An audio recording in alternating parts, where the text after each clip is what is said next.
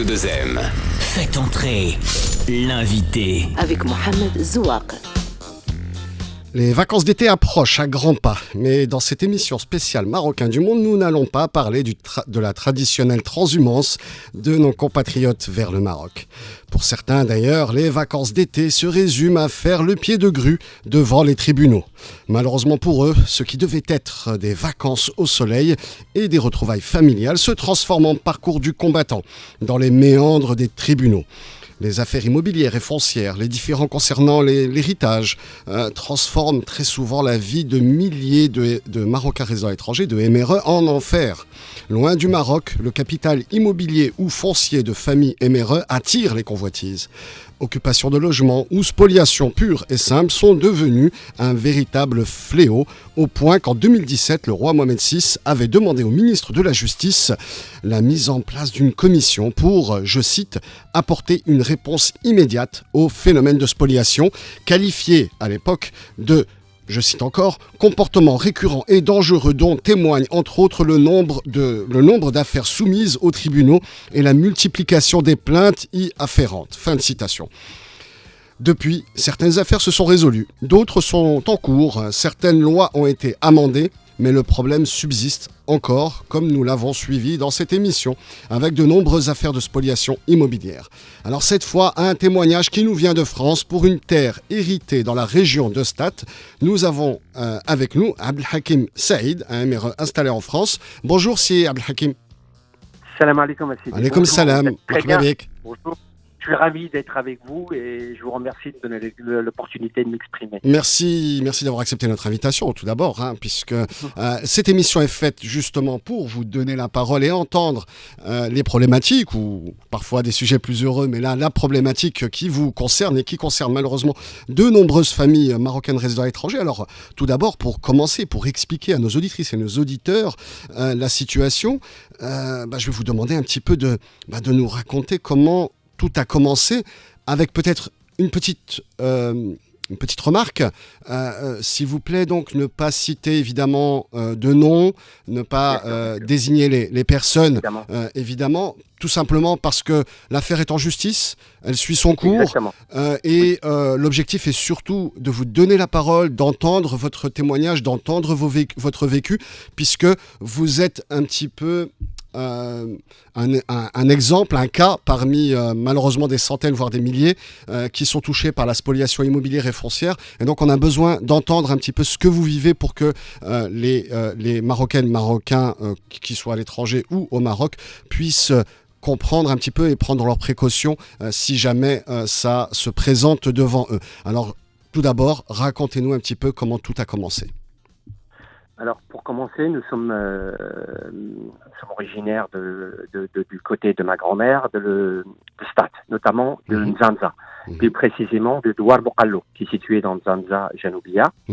Donc, cette terre a été, mon père l'a héritée de ma grand-mère, et mon père a exploité cette terre jusqu'en 2015, sans la moindre difficulté. Donc, mon défunt père est décédé en 2015. Ensuite, moi, j'ai assuré la continuité de cette exploitation. Et en 2018, une mafia, c'est comme ça qu'on l'appelait, je ne cite pas de nom, mais une mafia d'immobilier, a décidé de nous voler notre terre. Donc, ils se sont accaparés en novembre 2018, notre terre. D'accord. Depuis, je suis rentré dans une procédure judiciaire qui est un calvaire, qui est un combat, une lutte. Donc, pour donner les détails, je suis parti, j'ai porté plainte. Alors, avant de donner les détails, entre 2015, le décès de votre père, et 2018, évidemment, vous avez mener les procédures administratives pour l'héritage, etc. Vous et votre famille, vous étiez tous à l'étranger, ou bien une partie était au Maroc, une partie à l'étranger? Quelle était la situation? Nous sommes tous à l'étranger. D'accord. Il y a un cousin à mon père, c'est lui qui assurait en fait la surveillance. D'accord. Il n'y avait pas de location. Il assurait la surveillance de la terre. Donc effectivement, tout se passait mais vraiment parfaitement bien. Nous avions aucune difficulté. Et jusqu'à ce que cette mafia décide en novembre 2018, il n'y avait pas de problème administratif. En 2018, ils ont estimé que nous étions à l'étranger, donc ils avaient le droit de nous voler. Alors, comment ça s'est manifesté? Est-ce qu'ils ont commencé à exploiter la terre, à construire, ou bien par des papiers administratifs, des titres de propriété qu'ils vous ont objectés? ce qu'ils ont fait, c'est qu'ils ont cultivé la terre. D'accord. Le premier acte. Ils ont cultivé la terre. Donc je suis parti, j'ai porté plainte contre eux. Et j'ai tous les documents et les preuves. Donc ils ont nié dans la première fois. Ils ont dit non, on n'a pas touché. D'accord. Donc qu'est-ce qui s'est passé? Le 6 novembre 2019, je suis parti, moi, pour cultiver. Et là, ils sont venus pour m'agresser. Ils m'ont insulté. Ils sont venus à plusieurs. Ils m'ont menacé de mort. Ils m'ont dit, tu pars d'ici. Si tu reviens, tu meurs. Et il y avait avec moi 5 témoins. Ces gens, je leur ai dit de reculer, qu'ils n'avaient pas à se mêler. C'était des gens qui étaient venus pour m'aider. Certains étaient membres de ma famille. Donc, j'ai à ce moment-là appelé la police, j'ai essayé d'appeler la gendarmerie. Il m'a dit, tant qu'ils ne t'ont pas touché, on ne peut pas intervenir. Donc, ils avaient tous le droit de m'insulter et de me menacer. Donc, ils m'ont amené jusqu'à la voiture pour que je puisse partir. Et le lendemain, j'ai déposé une plainte auprès des procureurs de Sa Majesté au tribunal d'instance de Stade. Donc, aussitôt, une enquête a été diligentée. Donc là, moi, je suis venu avec mes témoins, j'ai déposé mes documents.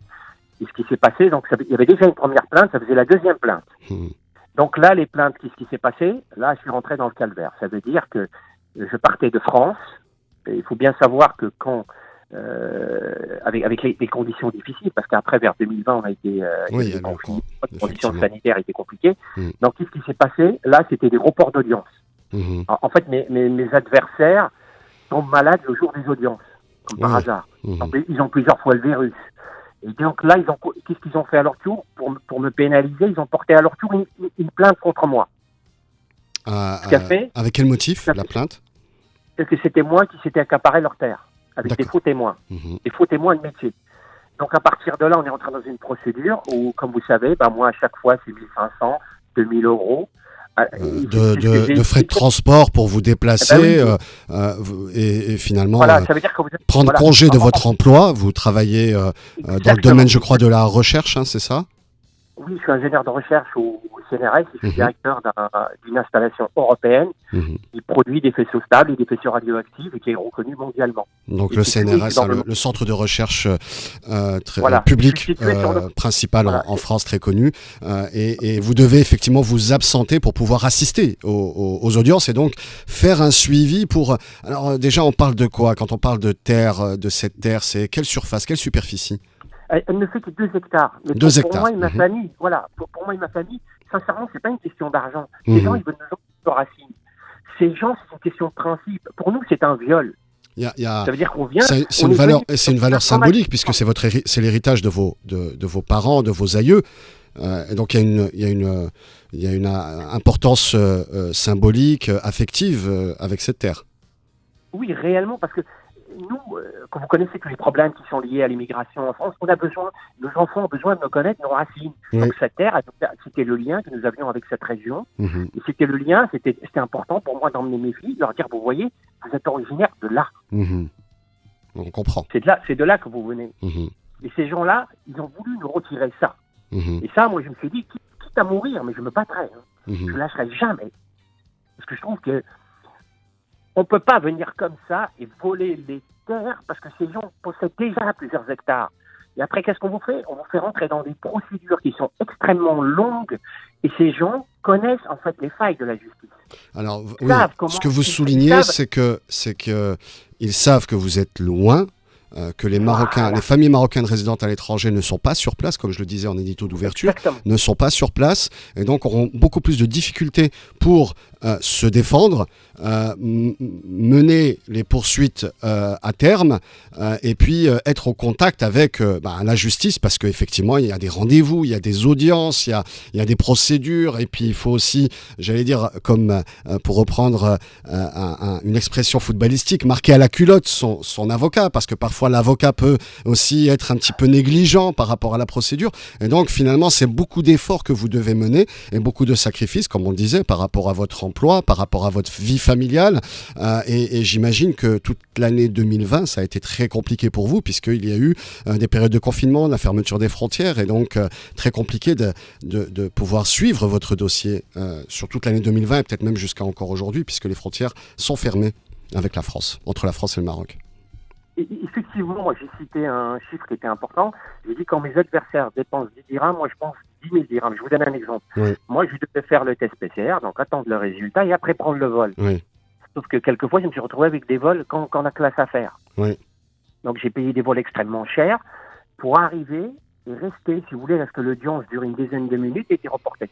Donc ce qui faisait leur joie. Et, en fait, et vous, c'était une frustration supplémentaire. Ben oui, il fallait que je revienne. Et on me refixait une autre audience. Des fois, il fallait que je vienne pour être écouté. Ça fait qu'à chaque fois, moi, il fallait que c'était équivalent en moyenne, c'est à peu près 1 500 €. Et sans compter, parce que non seulement je suis responsable de cette infrastructure de recherche, mais je gère aussi des projets importants qui sont normalement dans le domaine du spatial, et notamment même pour SpaceX. Et donc, je me suis retrouvé extrêmement pénalisé. J'ai été aussi privé de ma famille. Mais en plus, je n'ai pas l'accès à l'administration. Donc, j'ai utilisé, c'est vrai, il y a le portail pour les shikayets que j'ai utilisé énormément. Et mes factures de téléphone tournent à 300 € par mois. Oui. Parce que tout le monde ne possède pas WhatsApp, donc il faut appeler. Et quand vous allez, l'administration, ben, vous devez j'essayais d'optimiser et de faire en sorte d'être le plus efficace possible sur les périodes où j'étais. J'étais sur un mode, si vous voulez, réveil à 5 h du matin, coucher à minuit tous les jours. Jusqu'à mon retour, et je rentrais complètement. Donc, on ne bénéficie pas d'une justice équitable par rapport à ces gens-là qui profitent de la situation et de leur ramification même locale, de ce qu'ils peuvent bénéficier. Et nous, il faudrait qu'on puisse, je ne sais pas, il faudrait qu'on se pose, qu'on discute pour voir comment nous, MRE, dans ce type d'affaires, comment ça peut être traité et comment est-ce qu'il ne peut pas y avoir un organisme qui pourrait nous aider, parce que je vous explique, moi, quand j'arrive là-dedans, j'ai jamais mis les pieds dans un tribunal. J'ai jamais mis les pieds dans. Moi, je connais les conférences, je connais les milieux scientifiques. Moi, je connais pas les commissariats, je connais pas les gendarmeries. Je sais pas comment ça fonctionne. Oui, donc vous avez découvert ça avec cette affaire malheureuse suite au décès de votre père et la spoliation du bien que vous avez hérité, vous et votre famille. Voilà, moi, souvent, pour imaginer ce que je dis, moi, en fait, c'est comme si vous preniez 2 coureurs et vous faites un 400 mètres. Lui, il a 200 mètres d'avance sur vous. Donc vous êtes bien 200 mètres derrière, mais vous avez les pieds et les mains attachés. Oui, voilà. Comment vous voulez gagner la course? C'est une mission impossible. Ça a été, sincèrement, même d'un point de vue familial, je suis obsédé presque par l'affaire. Je suis obligé d'appeler tous les jours, je suis obligé de demander, je suis obligé de faire appel à ma famille pour qu'on aille me chercher des documents. Ouais, ça devient une obsession, parfois peut-être même au détriment de votre implication professionnelle, malheureusement. Mais justement, ce que vous nous avez décrit finalement, ça rejoint un petit peu ce que je disais en édito d'ouverture, c'est-à-dire que les familles MRE vivent réellement le parcours du combattant parce que l'éloignement, parce que parfois la méconnaissance de l'appareil judiciaire, parce que parfois aussi il y a des lacunes pour lire l'arabe, puisque dans les tribunaux, les documents administratifs sont en arabe et donc ça peut poser problème pour des familles marocaines vivant en France de seconde génération ou aux Pays-Bas ou souvent en Pays-Bas ou en Allemagne où ils ne parlent ni le français ni l'arabe, peut-être juste la langue amazigh. Et donc finalement, ça c'est autant d'handicap pour vous pour mener à bien votre procédure judiciaire. Ça complexifie finalement tout votre parcours judiciaire. Oui, exactement. C'est ce que j'ai essayé d'imager avec la course entre les deux personnes qui étaient plus pénalisées que l'autre. Et effectivement, on a le sentiment que c'est pas équitable. Eux, ces mafias savent ça. Ils sont au courant de ça. Ils savent en jouer. Ils savent qu'ils peuvent reporter le procès. Ils savent, et en fait, ils visent l'abandon. Et beaucoup de gens, les pauvres, abandonnent parce qu'ils finissent par un moment avoir des problèmes professionnels, problèmes familiaux, mais aussi des problèmes financiers. Oui, parce que ça coûte cher, comme vous l'avez dit, ça coûte cher d'ester en justice et de faire le suivi de son affaire. Mais revenons, s'il vous plaît, donc c'est un terrain de 2 hectares, revenons s'il vous plaît sur le statut de cette terre. Quels sont les documents que vous avez? Est-ce que c'est une terre collective? Est-ce que c'est une terre où vous avez ce qu'on appelle Melkia? Ou bien juste une terre héritée de vos aïeux de père en fils, etc. Quel est le statut juridique de cette terre? Alors, pour expliquer l'histoire, le premier document sur cette terre, il date de 1926. D'accord. En fait, cette terre était à mon arrière-arrière-grand-père. J'ai les documents. Et en fait, ce qui s'est passé, c'est qu'à partir de 1997, en fait, cette terre est devenue une terre collective, sans qu'on ait rien compris. D'accord. Sous le numéro 95. Ensuite, à partir de 2017, elle a appartenu, à ce qui paraît, aux terres collectives de Oulat Talp. Donc, à partir de là, j'ai les documents du cadastre qui disent que chaque personne qui exploite une terre, elle est à lui. Mmh. Donc, nous faisons partie, et j'ai des documents qui prouvent que mon père était un ayant droit. Mmh. Et mon père avait 2 parcelles. Une parcelle avait été vendue à Amran. Mmh. Mon père a été payé en tant qu'ayant droit. Donc, mon père étant décédé, il est évident que moi, je reviens ayant droit, ayant repris l'exploitation derrière mon père. Mmh. Rappelons que Amran est une entreprise de construction immobilière publique, donc c'est finalement l'État qui est derrière, et donc votre père a bénéficié d'un paiement de la part d'une entreprise publique. Voilà, exactement. Il a eu ce paiement, même temps que tous les ayants droit, parce que les terres ont été récupérées. Oui. Nous avons tous les documents qui prouvent de façon irréfutable que cette terre est exploitée par notre famille, que c'est notre famille. Pour preuve, quand vous regardez la parcelle, ma grand-mère, ça je peux le citer parce que c'est ma grand-mère, s'appelait Ahmar. Donc vous voyez que ce sont les voisins qui sont au nord, au sud, et à l'ouest maintenant c'est juste Rémi qui a repris, mais il s'appelle l'Ahmar les gens. C'est principal. Cette personne, elle a atterri d'où? Il vient d'où? Il n'a pas le moindre document. Alors, il a été prouvé de façon irréfutable, et ces personnes ont produit des faux documents. C'est pour ça que la prison bon, il faut que je reste dans l'ordre chronologique. Faut pas que j'essaye de... Non, pas de souci. Juste, on essaye de rendre le récit le plus explicite et le plus compréhensible possible pour les auditrices et les auditeurs. Ce qui est intéressant de savoir aussi, pour avancer un peu plus sur le dossier, c'est que ces personnes ont fait des faux, selon vos paroles, vos propos, ont fait des faux et ont usé de faux au niveau donc du tribunal, et donc vous les accusez de faux et d'usage de faux, mais vous parlez aussi de complicité. Apparemment, les connexions, c'est pas seulement les personnes qui ont sauté sur le terrain pour l'exploiter, mais il y aurait aussi des complicités au niveau local de responsables locaux qui auraient soutenu ces spoliateurs. Exactement. En fait, de cette mafia, je le dis, il y a un conseiller de la 4e chambre.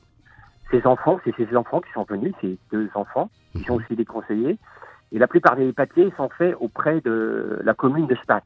Tous les documents. Donc, tout ce qu'ils ont produit, le Qarar Niabi, normalement, il suit toute une procédure. Il doit passer par la préfecture, il doit passer par le Qaïd. Eux, qu'est-ce qu'ils ont fait? C'est ce qu'ils ont dit en procès. Ils se sont fait un Qarar entre copains, entre eux.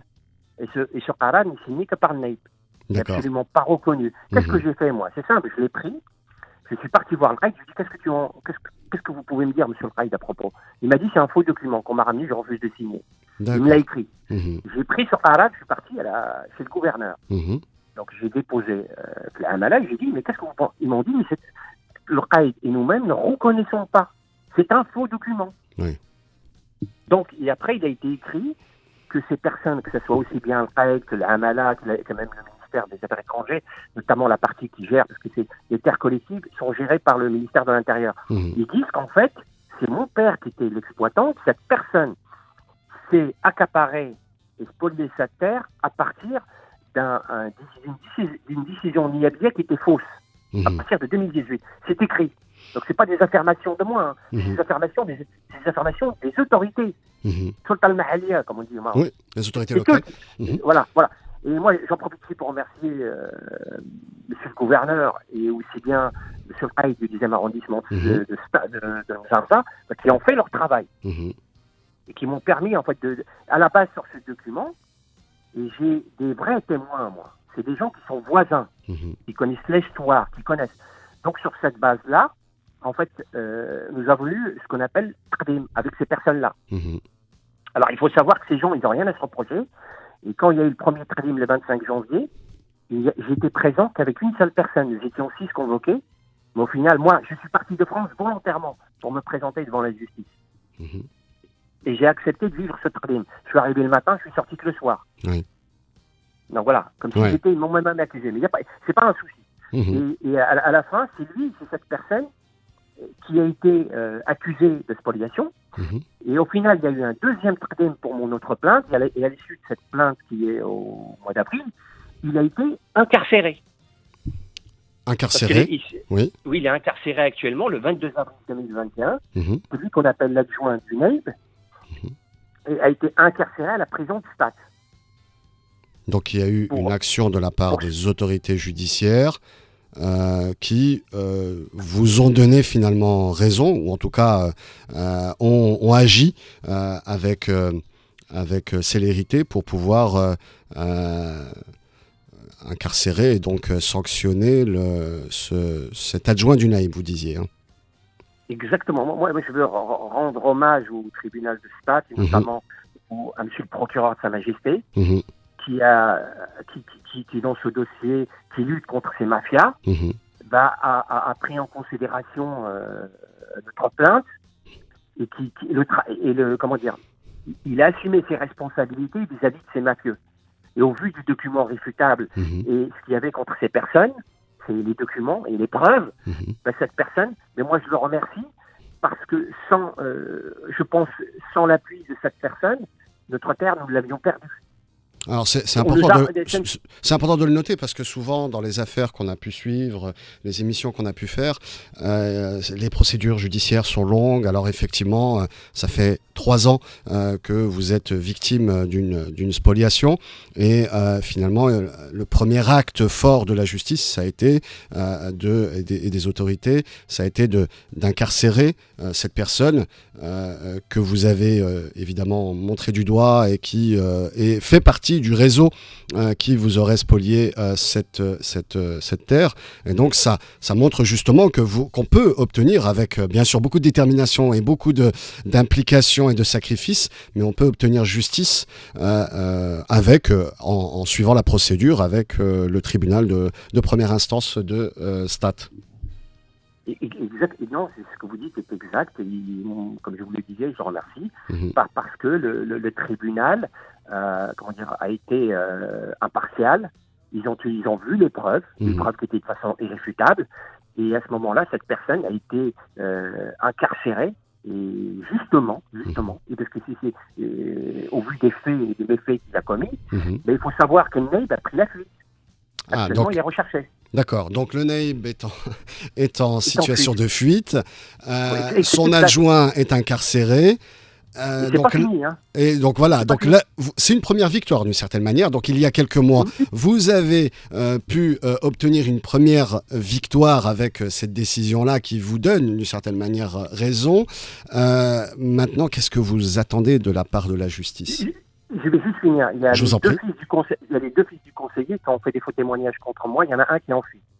Il y en a un qui est en fuite aussi. Qui est en fuite. Le deuxième refuse Tradem. C'est à chaque fois, c'est le spécialiste des certificats médicaux faux, lui. D'accord. C'est le spécialiste. Il tombe malade que le jour des audiences, c'est Tradem, lui. Dès qu'il y a une comparution, il est malade. Le deuxième fils, mais moi je voudrais aussi signaler ce que je comprends pas. C'est actuellement ce fils, qui est aussi ce qu'on appelle, je crois, Odo, conseiller à la commune de Mzanta, il circule librement à Stade. Pourquoi il circule librement à Stade? Mais la question, c'est est-ce qu'il y a un avis de recherche le concernant? Il y a un avis de recherche à mon compte. Il n'y a pas que mon affaire. Il a été condamné dans une autre affaire, et dans mon affaire, il est recherché. Il circule librement à Stade. Je demande pourquoi cette personne circule librement à Stade. Alors, quand vous dites une autre affaire, est-ce que ce réseau, dans cette région-là, est-ce qu'ils ont spolié d'autres terres, d'autres biens immobiliers, ou bien vous êtes, malheureusement pour vous, l'unique victime? Non, il y a par exemple une personne que je peux citer, parce que c'est une victime, qui s'appelle Mustafa Fair, à qui ils ont volé des terres et qui ont été partagées par des décisions des Fouqara de Niabi, des décisions. Il y a actuellement Sil Madani Zbarni, qui a été volé récemment, qui est un proche voisin, qui lui aussi a été spolié. Et il y en a d'autres. Mais sauf que ces gens-là, moi j'ai eu la possibilité d'accéder aux médias, d'avoir aussi les moyens de me défendre, malgré toutes les difficultés, malgré tout ce que j'ai vécu. Mais il y a beaucoup de gens qui ont les pauvres abandonnés parce que ces mafias vous traînent devant les tribunaux, souvent portent des fausses accusations contre vous. Il ne faut pas oublier que le conseiller, ce propre conseiller, a spolié sa propre famille. Ah oui. Que je profite au passage que je salue, a spolié son propre frère et ses propres sœurs, qu'il a renié. Il a récupéré l'ensemble de l'héritage. Et comment voulez-vous que cette personne disait même pitié de nous? Il a spolié sa propre famille. Donc cette mafia actuellement, pour moi, il devrait y avoir une commission qui doit sortir et vérifier. Moi, je suis prêt à me rendre au Maroc, dès qu'il y en aura la possibilité, à fournir tous les documents, à ramener toutes les victimes, Parce que cette mafia doit cesser. Ce n'est pas possible. Hier, devant le tribunal, ils étaient en train de distribuer de l'argent à des faux témoins. Pour qu'ils témoignent en leur faveur. Et vous savez, je vous explique aussi pour que les gens comprennent, il y avait un malade mental qui a témoigné contre moi. J'ai la vidéo. Il me propose de témoigner contre moi. J'ai des vidéos d'eux, on voit non seulement leur agressivité, mais on voit aussi à quel point ces gens sont malhonnêtes. Effectivement, c'est un récit qui, de certains côtés, fait froid dans le dos, puisque effectivement, Marocains d'ici comme Marocains d'ailleurs peuvent être victimes de ces spoliations. Donc aujourd'hui, il y a des personnes qui sont incarcérées, il y a un avis de recherche ou des avis de recherche. La procédure suit son cours. Vous êtes toujours, votre dossier ou votre affaire est toujours au niveau du tribunal de première instance de Stade, c'est ça ? Et il est toujours au tribunal d'instance. L'audience est passée hier, mais je n'ai pas pu me rendre. Alors j'avais demandé si je pouvais passer en visioconférence, on m'a dit non. Oui. Donc il va y avoir un jugement, mais moi ce que je demande, c'est que le conseiller est passé, par exemple ce matin, de Waroula Talib, il dit à tout le monde que cette personne va sortir demain. J'ai du mal à comprendre comment il peut sortir au vu de tout ce qui a été fait. La personne qui est incarcérée. Moi ce que je demande, c'est qu'il y ait une peine très sévère. Parce que si cette personne ne fait que 6 mois, il sort dans 6 mois, nous, on n'en a pas sorti de calvaire. Et pour lui, 6 mois, c'est rien par rapport à ça, par rapport à revenir encore à nouveau spolier la terre. Ils vont recommencer leur méfait. Il faut qu'il y ait des peines, je dirais pénales et pécuniaires qui soient très fortes. Sinon, ces gens ne s'arrêteront pas. Il faut que ça soit à la hauteur de nos souffrances, jusqu'au moins j'ai subi. Et ma famille aussi a subi. C'est pas normal que ça puisse exister, ce genre de choses. Que ces gens... Nous, on aime notre pays. Moi et mes frères, on voulait investir. Parce que Nzanza est une région à très fort potentiel. Il y a beaucoup de jeunes paysans qui ont besoin d'aide. Et que nous pouvons aider.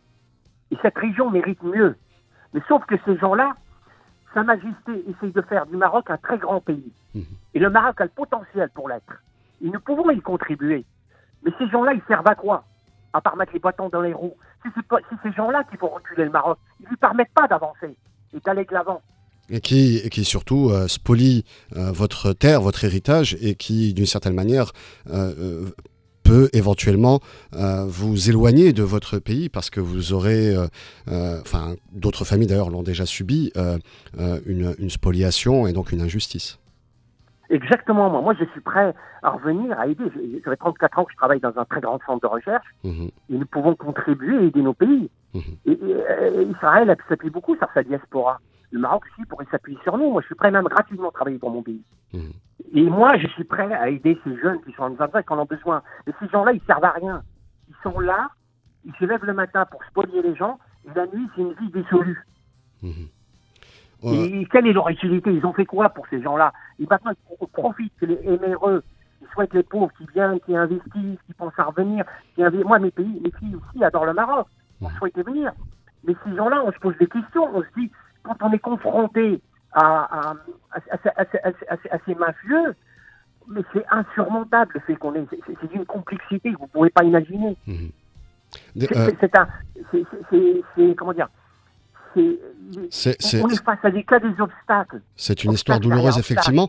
Alors aujourd'hui, il y a évidemment la justice doit aller jusqu'au bout pour poursuivre, condamner les personnes qui ont pu faire un faux et un usage de faux.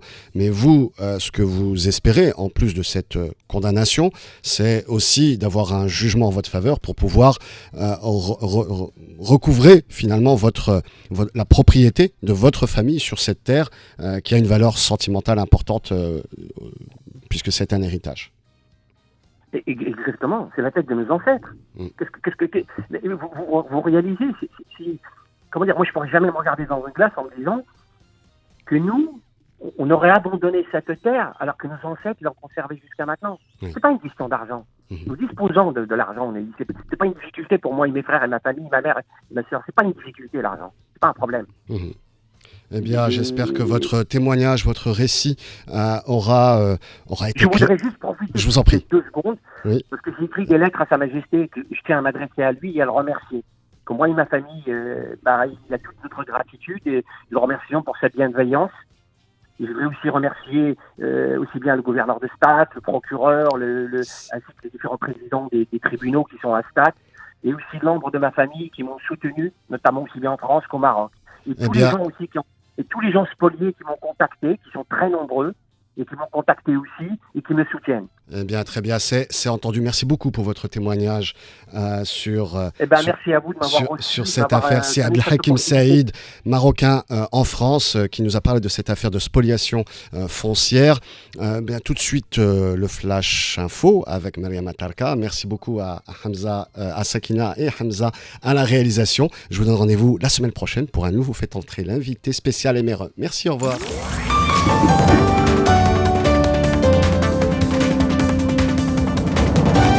Bonjour Mohamed, bonjour à tous. Les relations bilatérales entre Rabat et Kingston au centre d'un entretien entre le chef de la diplomatie marocaine Nasser Bourita et son homologue de la Jamaïque Amina Johnson-Smith. Les deux ministres ont considéré que l'inauguration d'ambassades à Rabat, Kingston, permettrait d'ouvrir de nouveaux horizons et de hisser les relations bilatérales à un niveau supérieur. La chef de la Vivre avec vous.